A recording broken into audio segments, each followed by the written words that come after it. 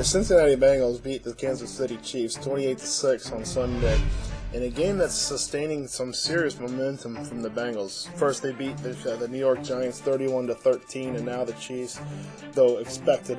And then if you combine those two games, the Bengals have outscored their opponents by 40 points. Good defense, strong offense.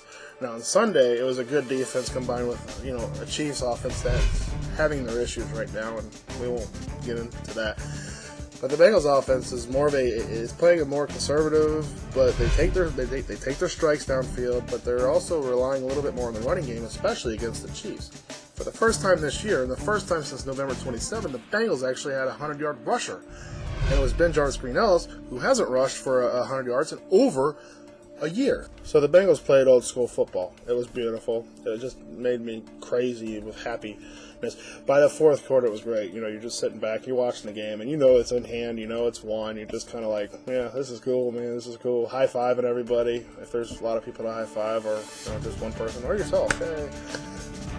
Now, the Bengals will host the Oakland Raiders next week, and it's the Carson Palmer game. It's the game in which this jerk-off kind of was telling us, oh, I don't want to play there anymore, I'm too good for you. So he goes to Oakland and he has a terrible time there.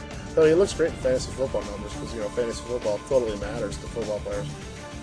And if the Bengals win that game, there's a serious chance that the Bengals could be within striking distance of a postseason berth. Now, it won't be clinched, obviously. There's too much time left. But the momentum they're generating right now makes one believe that they're playing at their best at the right time. Now that they can start, stockpiling these wins, and before you know it, the Bengals could make a postseason run, and for the first time in 30 years, back to back. It's pretty sweet, bro.